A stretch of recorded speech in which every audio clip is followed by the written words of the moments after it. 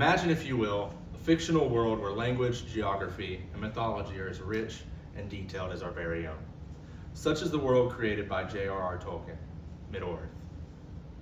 Through his incredible imagination and creativity, Tolkien has left an unforgettable mark on literature, fantasy, and culture, inspiring generations of filmmakers, writers, readers, and creators.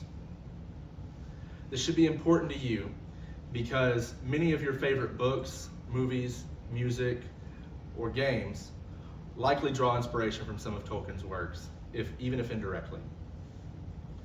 In this speech, we will cover topics such as Tolkien's early life and education, major literary works, and the lasting influence and impact they've had on the culture.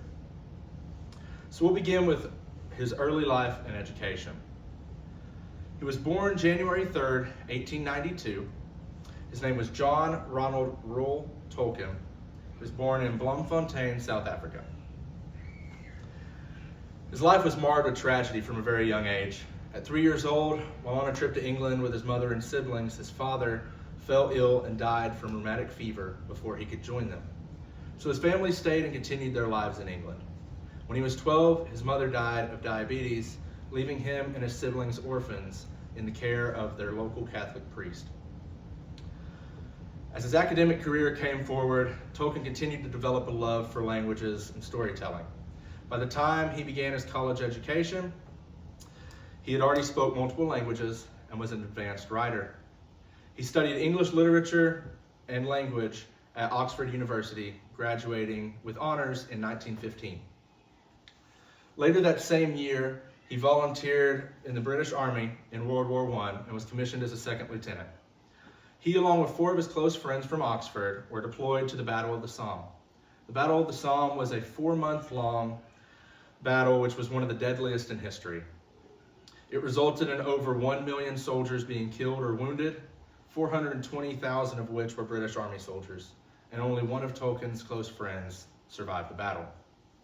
While in the campaign, Tolkien contracted trench fever, which was an illness spread by lice in the trenches, and he was discharged from service and sent home, where he continued to write and began his new career.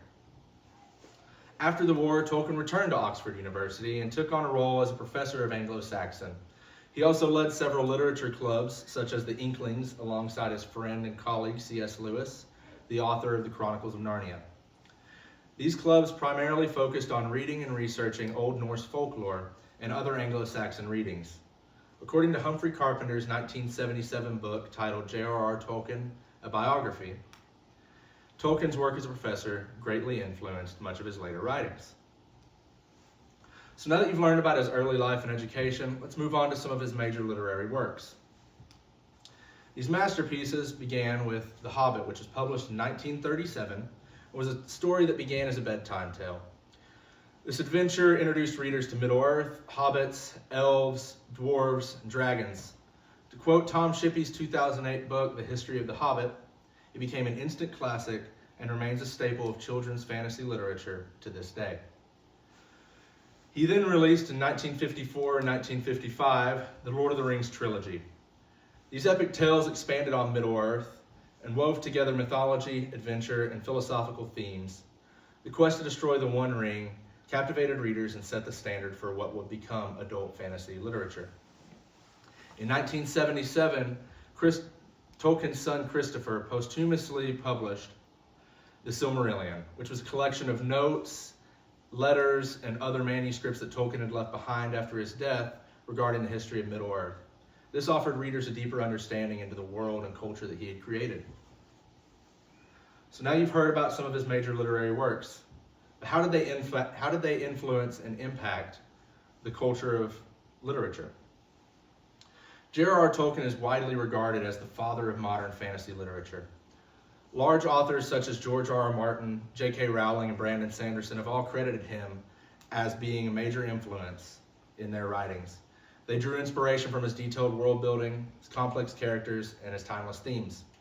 In a 2012 interview with Debbie Yutko, titled The Heir to Tolkien and Jordan, an interview with Brandon Wynne Sanderson, Sanderson states that he, Tolkien, wrote his books as if he were the archivist, putting them together and translating them. That's what I, being Sanderson, wanted the feel for this ephemera to be.